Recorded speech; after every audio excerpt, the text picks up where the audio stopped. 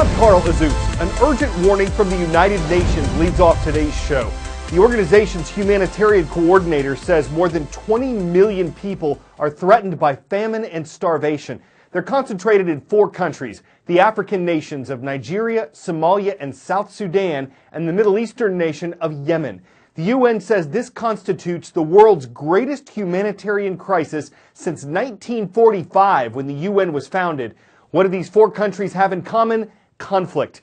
In Nigeria, it's the fighting against the Boko Haram terrorist group combined with potential famine that has devastated parts of the country. In South Sudan, fighting between government troops and armed groups combined with the famine have left more than 40% of the population in need of food, farming help, and nutrition. In Somalia, attacks by the Islamic militant group Al-Shabaab plus a worsening drought are taking their toll. And in Yemen, a 2-year-old civil war has left roads blocked, reduced imports, left markets damaged, and left millions hungry. So what can be done about this? The United Nations wants funding, $4.4 billion by this summer that would go toward fighting hunger and disease in these countries. Years of war have also destroyed parts of Iraq and Syria and helped give rise to the ISIS terrorist group. ISIS, an acronym for Islamic State in Iraq and Syria. That's what the terrorists wanted, based on their severe interpretation of Islam. But their 2 major strongholds in those 2 countries are now the targets of international efforts to destroy ISIS. A battle is looming over Raqqa, ISIS's self-declared capital in Syria. And the terrorists are losing their hold on the Iraqi city of Mosul after months of fighting there. But will all this rid the world of ISIS? What would that take? It began slowly from the ruins of 2 brutal wars in Iraq and Syria. But when will ISIS truly be gone?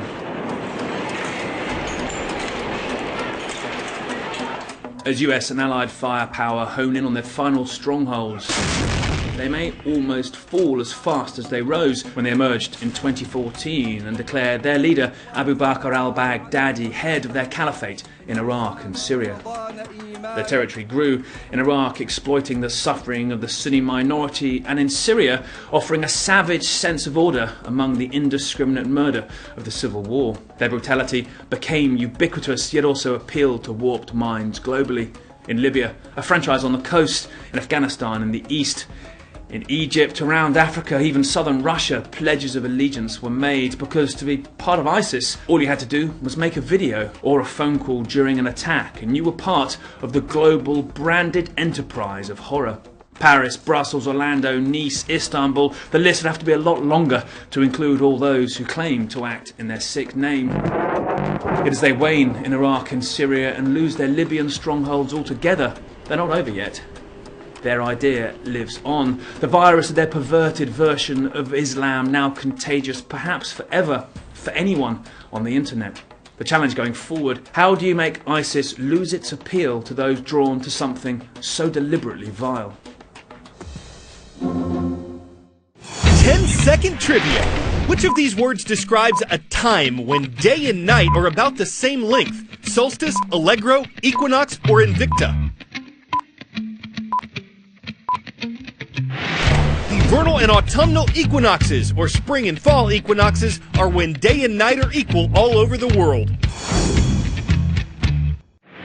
The spring equinox is on March 20th this year, less than a week away. It's the first official day of spring in the Northern Hemisphere, and it feels nothing like it in many parts of the U.S.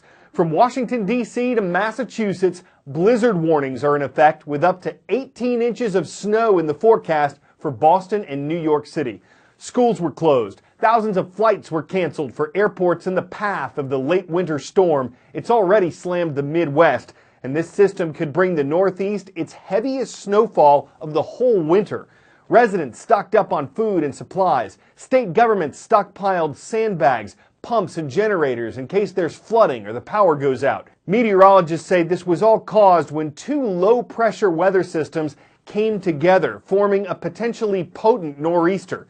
And cold weather in general is affecting a large part of the U.S. population. Almost a third of all Americans are under some sort of winter weather alert this week. Many of them live near a lake. Let's talk about lake effect snow. As a boy growing up in Buffalo, New York, I knew it as a day off school. My dad knew it as a day he may not get home from work because it was just snowing too hard.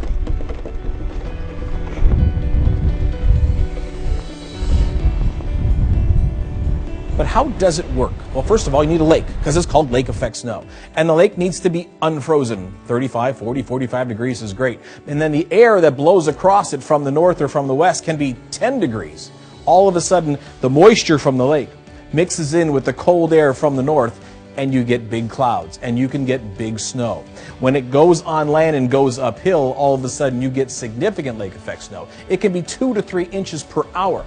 And depending on where you are, if you're just south of it or north of this lake effect band, it can look like a wall of snow is coming down.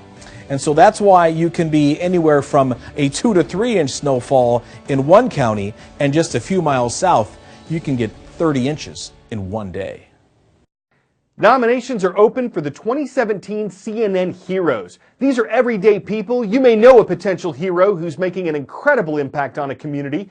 The 2016 Hero of the Year, Jason Aristizabal, was born with cerebral palsy, and he's helped give a brighter future to more than 1,000 Colombian children with disabilities. After accepting his award from CNN, he visited another Colombian hero who's made it his life's work to help others.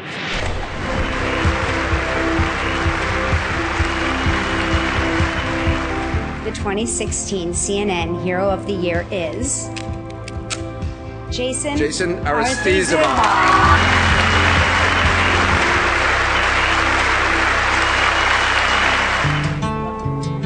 Jason. Hola.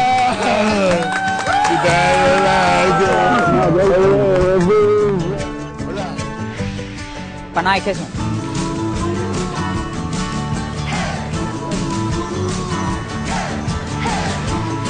Está frío, pero eso.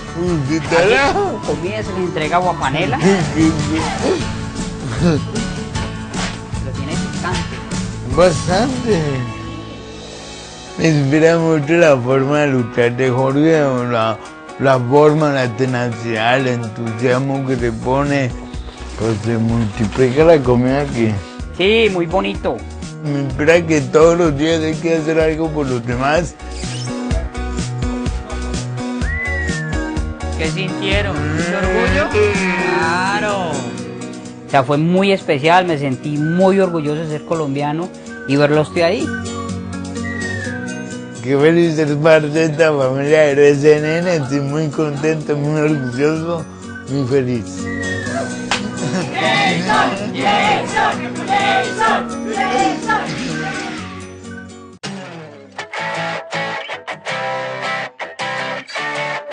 Agility events test a dog's athleticism, its training, its connection with its owner. Charging over A-frames, hurdles, through tunnels, and between weed poles makes for good TV. But when an animal isn't particularly skilled at these things, but competes anyway, that makes for great TV. Look at this. Oh, what a nosedive, and he couldn't care less. Here we go. Whee! That's one of the best shots I've seen in a long time.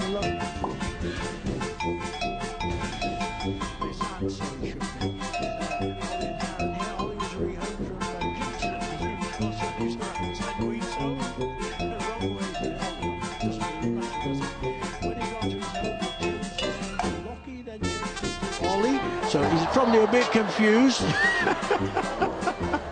Some people think he should have this. Whoa!